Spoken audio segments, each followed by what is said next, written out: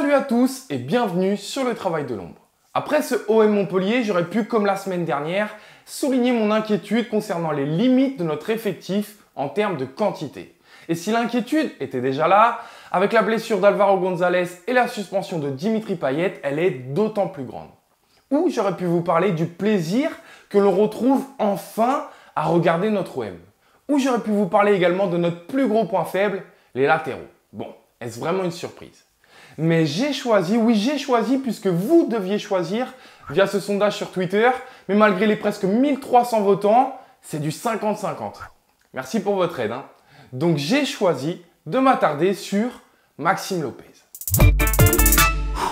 D'abord, avant de rentrer réellement dans son match, il y a un point très important à souligner. Depuis l'arrivée de Villas-Boas, Maxime Lopez sait exactement quel rôle il a à jouer dans cette équipe. Dans ce milieu à 3, si Strootman est la sentinelle et Morgan Sanson le joueur qui doit se projeter et avaler les espaces créés par ses partenaires, Maxime Lopez est lui l'organisateur de jeu, celui par qui toutes nos offensives ou presque doivent passer. Et ça, à mes yeux, c'est un point déjà essentiel. Ensuite, puisque les avis ont tendance à diverger sur ses prestations, appuyons-nous sur les images mais également les statistiques. Sur la rencontre, Maxime Lopez a touché 128 ballons. C'est pour le moment le record en Ligue 1 cette saison. Alors, que déduire de ce chiffre? D'abord, qu'il ne se cache jamais. Et c'est peu de le dire, il est très disponible. Et forcément, avec tant de ballons touchés, la qualité de son match va avoir un impact conséquent sur la qualité de son équipe tout entière. Autre point important de par son omniprésence, c'est le rythme. Il devient en quelque sorte le métronome de cette équipe. Et face à un adversaire qui mène au score rapidement et qui va jouer avec un bloc bas sur lequel on va se heurter sans cesse, donner du rythme à la rencontre va être essentiel. Et ça, il l'a très bien fait.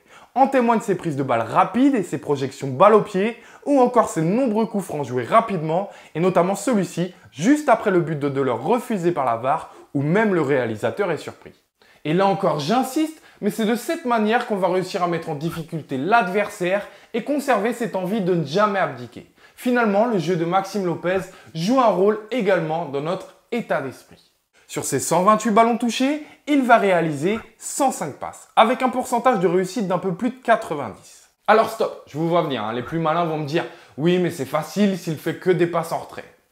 Patience, les chiffres ne mentent pas. Sur ces 105 passes, 68 l'ont été vers l'avant, 17 latérales et seulement 20 en retrait. Quoi? Vous allez me dire c'est encore beaucoup trop? Non mais regardez. Lorsqu'il récupère ce ballon et qu'il est très vite mis sous pression, est-ce inutile de faire cette passe en retrait pour ne pas la perdre bêtement dans une zone dangereuse? Allez, je continue. Et celle-ci où il reçoit ce ballon délicat de Strootman et qu'il est pressé. Encore une fois, c'est un moment où on est très haut et où on s'est projeté en ombre et donc où il est interdit de perdre ce ballon, sinon c'est gros danger. Et celle-ci à l'heure où il est dos au jeu et sans solution. Et je pourrais encore continuer, mais vous le voyez, parmi ces 20 ballons en retrait, finalement, il y en a des très judicieux. Bref, cet argument est à très vite balayer pour cette rencontre. Ensuite, attardons-nous sur les passes vers l'avant. Et pour cela, faisons un petit détour par la map qui est toujours intéressante à observer. On peut constater que la plupart de ces passes sont faites dans la moitié de terrain adverse, donc c'est pas forcément les plus simples. Et qu'elles se situent tout autour de la surface de réparation, jouant, comme je le disais en début de vidéo, le rôle d'organisateur du jeu, celui qui est bien souvent à l'origine de l'avant-dernière passe. En voici par exemple quelques-unes très intéressantes. Tiens d'ailleurs, toutes vers Dimitri Payet. Un simple hasard? Eh bien non, puisque les deux joueurs se sont échangés pas moins de 46 passes. 30 l'ont été de Lopez vers Payet et 16 en sens inverse.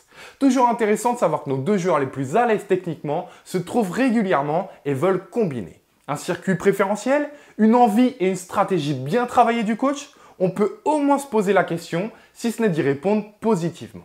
Ajoutez à cela un jeu en triangle qu'il recherche souvent et qui est toujours très intéressant pour combiner sur un côté et trouver le décalage ou pour ensuite renverser le jeu. Ajoutez également un peu plus de prise de risque à l'accoutumée puisqu'il n'a pas eu peur parfois de porter le ballon davantage et même de frapper par deux fois. Bref, il a été offensivement très bon.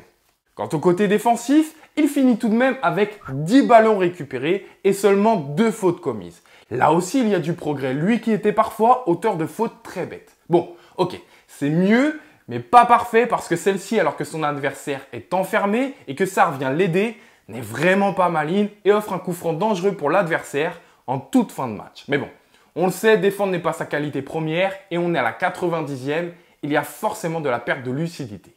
Vous l'avez donc compris, Maxime Lopez réalise un très bon match face aux Montpelliérains. Des prestations que l'on commence à voir et à revoir depuis le début de la saison. Mais attention tout de même, soyons honnêtes, c'est typiquement le genre de match qui lui scie à merveille avec cette ultra domination et cette possession à outrance. Attendons tout de même de le voir dans d'autres circonstances face à d'autres adversaires confirmés pour définitivement s'enflammer. Mais ça reste tout de même plein de promesses. Voilà, je vous dis à très vite pour une prochaine analyse sur le Phocéen et allez l'OM.